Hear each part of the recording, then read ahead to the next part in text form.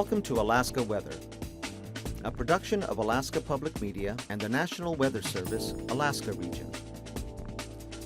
Produced and broadcast daily from the studios of KAKM, Alaska Weather provides complete forecasts, public, marine, and aviation for all of Alaska.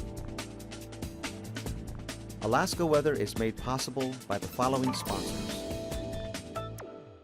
Indie Alaska is an innovative weekly web series capturing the diverse and colorful lifestyle of Alaskans. Real stories of everyday Alaskans at work and play. Supported in part by Alyeska Pipeline Service Company.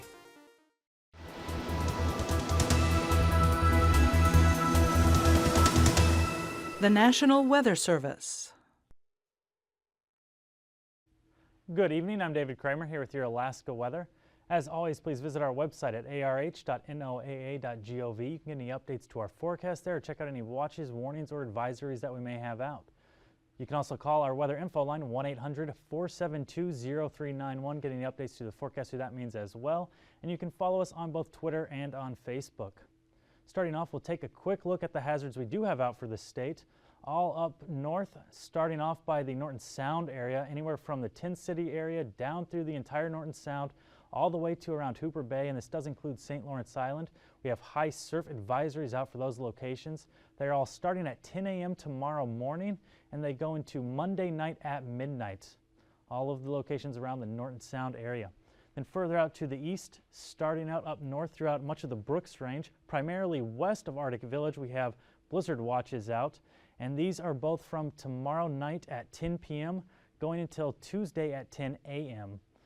Down along the Alaska Range from western to eastern parts, we do have high wind watches out for those locations, and those are also from tomorrow night at 10 p.m. until Tuesday at 10 a.m. Again, you can check our website for any additional details on those products. Taking a look now at our satellite imagery, we're going to start off in the eastern parts of the Gulf. We have a weak low pressure that is bringing some cloud cover down throughout the areas along the northern Gulf Coast, bringing in some rain, especially to areas closer towards Cordova. Watching this loop, again, we're going to take a look out over the main part of the state. Just some cloud cover out there, not a whole lot of activity out east, but you can see a little bit more cloud cover with some precipitation underneath that further off to the west. Taking a look now at the system causing that, we do have a low over northeast parts of Russia that is extending a trough down throughout the Bering Sea, bringing in a lot of precip with that southwest flow coming off the water to places all along the west coast. Then one more time out west, way out to the west now, we have the next system coming in, bringing in some rain closer to the Shimia area. Not quite there, although the cloud cover with that is getting out there, and some lower clouds throughout the rest of the Aleutian Islands and Bering Sea.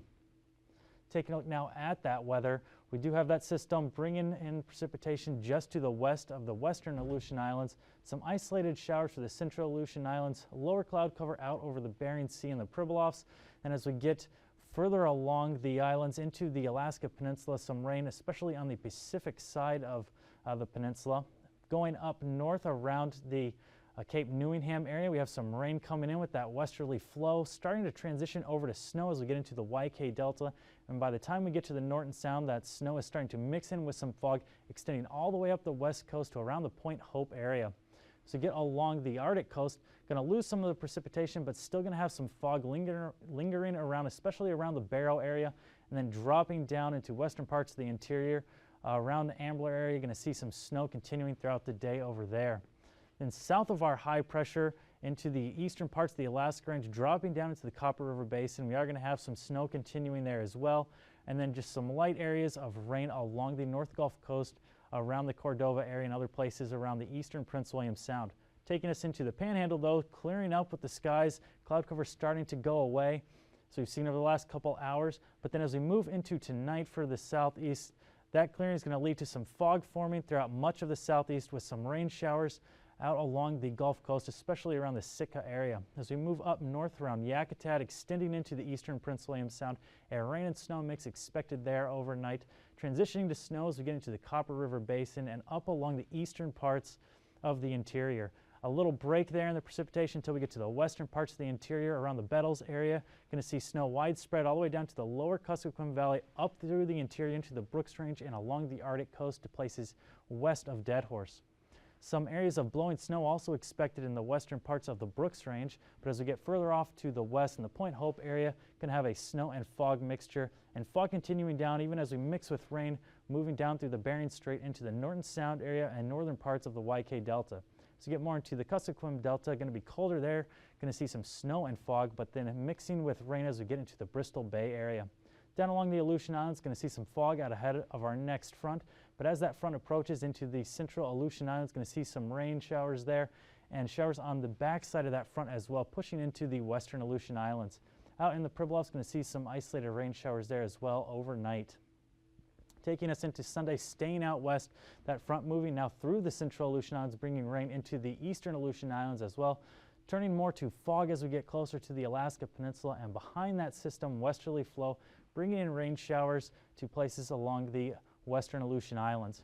As we move up into the Bristol Bay area, a mixture of rain and snow, especially along the coastline with that southerly flow, bringing in a lot of moisture, extending in through the YK Delta and Norton Sound area, the mixture of rain and snow, out towards St. Lawrence Island as well.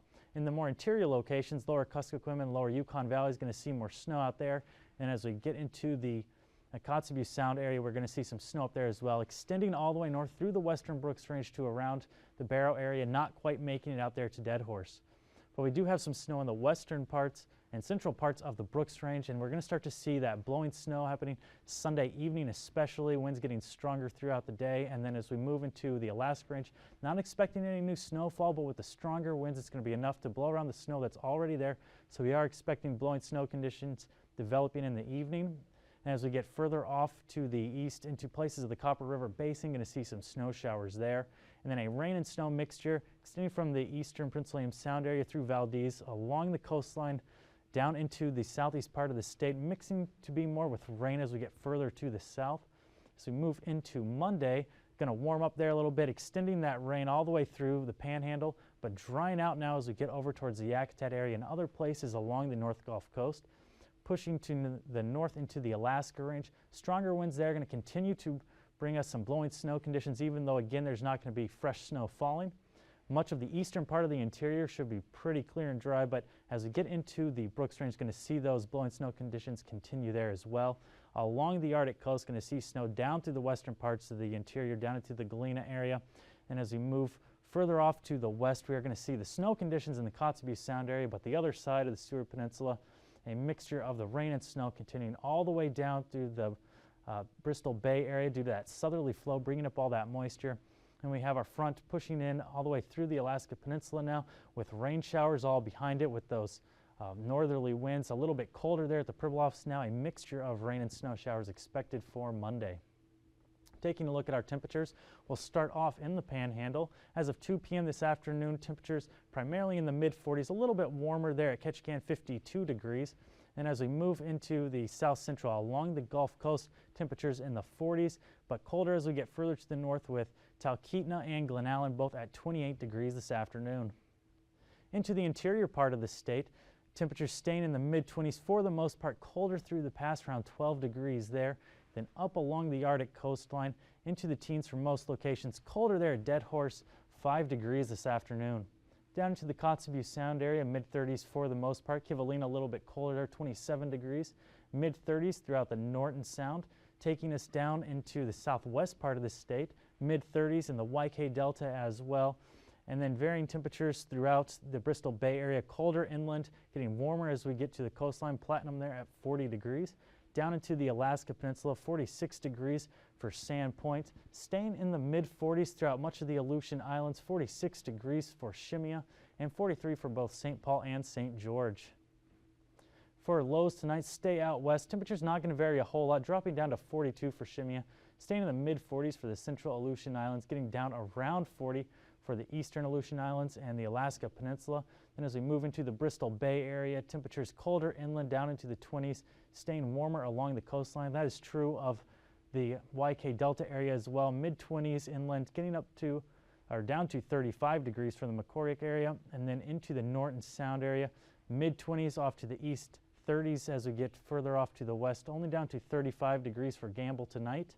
Up along the Arctic coastline, dropping down into the teens, colder off to the east, warmer off to the west. Point Hope only getting down to 28 degrees. Down into Parts of the interior, Arctic Village all the way down to 2 degrees, Fort Yukon down to 6, but for the most part staying in the teens for lows tonight in the interior. Down into the south central, seeing warmer conditions along the coastline. Cordova only down to 36 degrees, Anchorage down to 20, Talkeetna down to 23, Kodiak down to 29 degrees, and as we move into the southeast, seeing temperatures down into the 30s, lower 30s further to the north, down around 40 at Ketchikan in the south. For highs tomorrow, getting up into the 40s for most locations. Warmer once again further to the south, colder around 42 degrees for the Skagway area. Mid-30s throughout much of the south central, mid-20s for much of the interior. Colder at Arctic Village, only getting up to around 10 degrees tomorrow, getting up into the mid-20s all the way along the Arctic coastline. Kotzebue Sound area up around 30 degrees, mid-30s for the Norton Sound area and the YK Delta area. Mid to upper 30s for the Bristol Bay area. Dillingham 37 degrees, 38 expected high for King Salmon tomorrow, and into the mid to upper 40s all along the Aleutian Islands, 44 expected high for St. Paul tomorrow. Switching up now and taking a look at our aviation forecast. With those multiple systems moving through the Bering Sea, we are expecting widespread MVFR and IFR conditions out there, and that does include the central Aleutian Islands with those IFR conditions. Along the west coast, right along the coastline with all the precipitation that we're going to see, IFR conditions expected there. MVFR conditions pushing into the Kuskokwim Valley area, then IFR conditions in the western parts of the Brooks Range extending to areas along the Arctic coast as well. Down through the interior areas of MVFR conditions in the south central as well, and then as we get along the Gulf Coast, we are going to see those MVFR conditions extend into northern parts of the Panhandle. Taking a look now at our passes, AKwx should start off MVFR, but conditions will improve throughout the day. Adigan Pass will be the same, starting off marginal, going to VFR. Lake Clark and Merrill, both MVFR, improving to VFR conditions, as well as Rainy Pass. Windy Pass expected to be VFR throughout the day tomorrow. Isabel Pass will start off marginal, improve throughout the day. And Mentasta will be the same, starting off MVFR, going towards VFR. Tanita Pass will also be VFR throughout the day tomorrow. Portage VFR conditions expected, and Chilkoot and White will both be marginal throughout the day tomorrow. Taking a look at our freezing level now. We have some warmer air coming in from the south. You can see at those higher freezing levels there, but our surface freezing level is just to the north of the Panhandle, extending along the Gulf Coast and up the west coast of the state out over the northern Bering Sea. And another tongue of warmer air coming out ahead of the system we have moving in from the west, bringing in those higher freezing levels, 2,000 feet all the way out into the northern Bering for tomorrow. Then our icing for tomorrow, only areas along the west coast of the state, seeing those levels between 7,000 and 10,000 feet, some light rime expected there. Not much for the remainder of the state. Taking a look now at our jet stream, 130 knots coming out of Russia out of a westerly direction, going just near the western Aleutian Islands, then pushing to a northerly direction, going up into the Norton Sound Seward Peninsula area, only around 90 knots there, and then exiting out through the south central back into the North Pacific, continuing at that 90 knots. Further to the south, we have an 85 knot jet out of a westerly direction, moving into the Gulf of Alaska area, getting up to as high as 90 knots as it exits back to the south over the lower 48. Dropping down to 9,000 feet now. Staying in the southeast, we do have westerly component at 15 to 20 knots there. Out over the mainland part of the state, easterly, not too strong, only 15 to 20 knots there. And as we move over the western part of the state, however, out of a southwesterly direction, 30 to 35 knots over northern areas, but our low over the Bering, bringing in some stronger winds up to as high as 55 knots there, coming in over areas of the YK Delta. A little bit weaker over the Aleutian Islands, only 40 knots out of a westerly direction there. Down to 3,000 feet, still strongest out over the Bering, out of about 35 to 40 knots out of the north. As we come over the Aleutian Islands, turning to be more westerly, 35 to 40 knots there. Strongest out over the central Bering, around 60 knots, moving over the Pribilofs. Out over mainland Alaska, 25 to 30 knots out of the southwest, dropping down to only be around 10 knots as we get further off to the east, and a westerly direction, 15 knots over the Panhandle.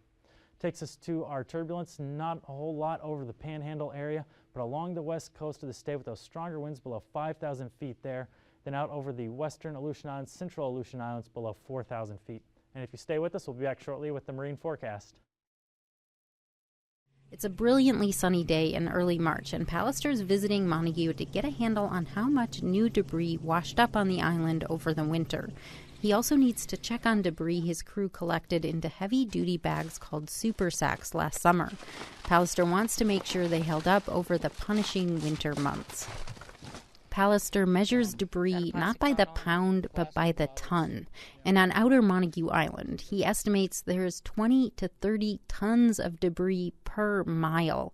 He guesses about half of it is from the tsunami and half is the usual marine trash that's been washing up in increasing amounts for decades. Last summer, he used funding from the legislature and other sources to begin cleaning up the first 3 miles of the island's coast. There's another almost 70 miles to do on this shoreline. And we spent probably close to 60 days cleaning these few miles that we did here. So this is a huge, huge problem. This island is really bad. The state identified Montague as one of 9 priority areas for tsunami debris cleanup. There are other hotspots from the southern tip of Southeast and as far west as the islands off of Kodiak. Japan gave the United States $5 million for cleaning up debris in all the West Coast states. So far, Alaska has received the biggest chunk of that money, $1 million. Alaska's situation is vast coastline, often inaccessible even to small landing craft, combined with huge quantities of debris. He says it will cost millions more just to clean Montague. There's actually a lot of new stuff here. People always ask me, why do you do this? Why would you keep doing this if it keeps coming back? And I just tell them that you clean your kitchen counters. This is where we get our sustenance in this state. The intertidal area is where a lot of our fishing resources and all that came from. So I say this is our kitchen counter, and a rational person keeps their kitchen counters clean.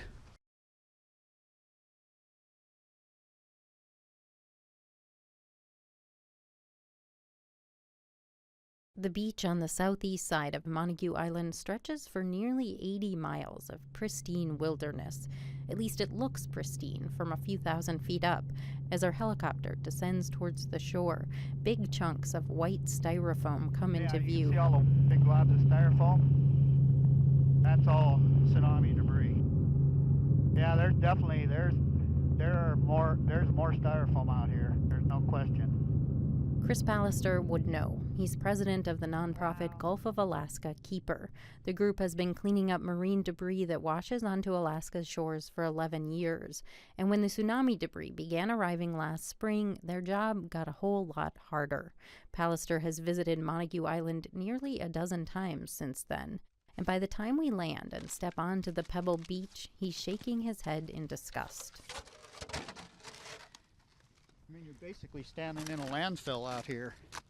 Pallister points to an area scattered with styrofoam bits smaller than packing peanuts.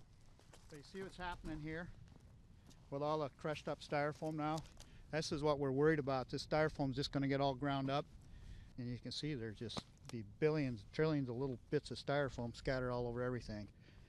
The smaller it gets, the more concerning it is. The smaller it gets, little pieces like this, it's virtually impossible to clean it up. I mean, to clean this up right here, you have to take out all this organic matter with it and, extrapolate that all up and down this coastline. It's kind of an impossible job. The trash is not just an eyesore. Pallister says voles, birds, and even bears are eating the styrofoam and plastic. He's also worried about chemicals. Among the debris, he finds containers that held kerosene, gas, and other petroleum products. Even the little containers worry him. Sifting through the trash, he picks up a small blue bottle and unscrews the cap to inspect its contents. I have no idea what this was. It looks like just dish soap, maybe, laundry detergent, but it's empty, which is maybe not a good sign. But there's thousands of bottles like this all up and down the coast, from small household chemical items to drums full of chemicals, big industrial-sized drums. Marine debris is not a new issue in Alaska, but the Japanese tsunami has magnified the problem many times over. Pallister says the tsunami debris doesn't have the visceral impact of the Exxon Valdez spill, with oiled animals and blackened coastlines, but he thinks in the long run it could be a bigger environmental disaster. In a lot of ways, it's a lot worse than the oil spill, both in the geographic scope of it and the chemicals that are coming with it. And who knows what the impacts are going to be. And they're going to be really difficult to measure because they're spread out spatially. And, you know, it's going to be a very difficult scientific issue to sort that all out, I think. Officially, the National Oceanic and Atmospheric Administration has only recorded 20 tsunami debris items that have landed in Alaska, but the agency will only confirm an object if it has a unique identifier that can be traced back to Japan. The state of Alaska does not use the same strict standard. Last summer, the state paid for an aerial survey to inspect 2,500 miles of Alaska's coastline. Elaine Bussey-Floyd is acting director of the Division of Environmental Health. She says the survey identified tsunami debris all along the flight path from southern southeast up to Prince William Sound and out the Alaska Peninsula. There was tsunami debris literally on every beach that was photographed. They took over 8,000 pictures, and it was more widespread and greater quantities than we even expected. But so far, there has been minimal funding for cleaning up the debris. Governor Sean Parnell didn't include any tsunami debris funding in his budget. NOAA is figuring out how to distribute a $5 million gift from Japan, and Alaska's congressional delegation is working to get federal funds. But tsunami debris cleanup money was stripped from a bill for Hurricane Sandy relief that passed this week. Look at this mess here. Back on the beach, as the waves crash in, Chris Pallister says the debris could have serious impacts on fisheries and subsistence resources. I don't know if it's being taken seriously enough. I don't think a lot of people that are going to be impacted by it know how bad it is right now. And until that gets out, maybe not much is going to happen. But I think we're kind of getting to the tipping point now where a lot of people in the state and federal agencies realize the gravity of this situation, and they're all working pretty hard now to get a handle on the scope of the problem and trying to develop funding sources. But as of yet, that hasn't happened. But it's a huge problem. It's going to take years to clean this mess up. Pallister guesses it will take tens or even hundreds of millions of dollars to remove the debris. On this day, though, he has to leave it all on the island. All right, we better go back. Okay. We take off in the helicopter and head north along the beach. Pallister looks out the window at all the debris below and says it just goes on and on and on. On Montague Island, I'm Annie Feit. Welcome back to the Marine Forecast. We'll start off with a quick look at the ice edge. All along the Arctic coast, we do have ice, and these open sea areas that we have are starting to fill in as things get a little bit colder up there. And throughout the Kotzebue Sound area, we have some ice forming, and through the Norton Sound as well. Switching it up and taking a look at the actual marine forecast, starting off in the southeast, pretty weak flow, 10 to 15 knots everywhere. As we get further to the south, a more northerly component to that. Seas only up to as high as 5 feet, 2 feet in the inside waters. Then on Monday, things getting a little bit stronger. We have northerly flow down to around Petersburg area out of the north at 20 to 25 knots there. Seas getting up to 5 feet in the inside waters. Northeasterly flow out over the Gulf around 15 knots, 10 up towards Yakutat. Seas staying 4 to 5 feet there. Now into the south central part of the state. Flow out of a northwesterly direction for the most part, 15 to 25 knots, strongest around the Barren Islands. Variable flow for Shelikof Strait, and then up in northern parts of Cook Inlet, variable up there as well. Seas as high as 8 feet east of the Barren Islands. Then into Monday, flow switching up, becoming southeasterly, 10 to 15 knots for the most part, west of the Barrens, up to as high as 20 knots there. Seas only around 4 to 5 feet. Weaker airflow as we get further to the north. Prince William Sound only out of the northeast at 10 knots. Down into the Alaska Peninsula, on the Bering side, southwesterly flow, 20 to 25 knots there. Seas up to as high as 7 feet. On the Pacific side, only around 10 knots. Then into Monday, flow picking up out of a more westerly direction, 25 to 30 knots everywhere. Strongest seas north of Cold Bay up to as high as 14 feet. As we take a look out over the Aleutian Islands, southwesterly flow, weakest out east, 20 to 25 knots there, but as we get further off to the west, being more consistent around 30 knots, seas getting up to as high as 14 feet out there. And then on Monday, flow becoming more westerly, northwesterly, 30 to 35 knots, some of those stronger winds extending more to the east now, with seas getting up to as high as 20 feet on the Bering side. Then along the west coast of the state, flow primarily out of a southerly direction. Strongest winds out near St. Matthew Island up to as high as 50 knots there. 23 feet for seas out there as well. A little bit lower into the teens as we get further off to the east. As we look on Monday, flow switching up a little bit out of a southwesterly direction out east, 25 to 30 knots there. 40 knots out of the northwest near St. Matthew Island and 30 knots out of the west near the Pribilofs. Then along the Arctic coast, kind of variable flow up to the north, 15 to 20 knots out there, picking up as we get further off to the west out of a more southerly direction, 25 to 35 knots, strongest further to the south. Then on Monday, southerly flow, 15 to 20 knots all out west, and then continuing, but 20 knots as we get further off to the east. Quick recap for the state. Throughout much of the interior part of the state, going to see snow showers throughout the night.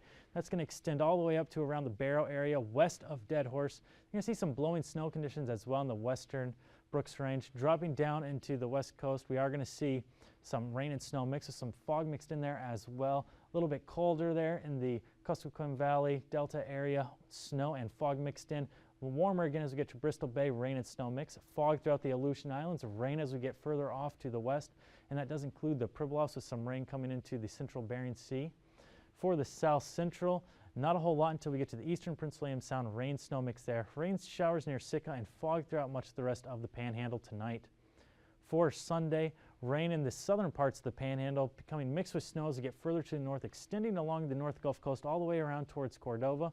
Rest of the south central, not going to see a whole lot, but blowing snow conditions in the Alaska Range, even though there's not going to be a whole lot of new snowfall, and that's true of the Brooks Range as well, especially as we get further off to the east, but remaining primarily west of Arctic Village. Snow along the west coast dropping all the way down, mixing with rain as we get further to the south.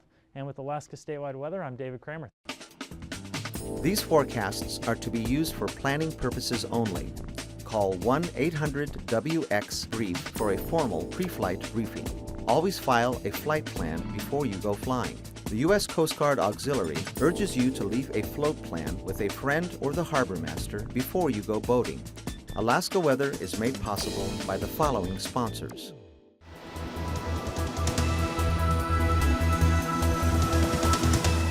The National Weather Service.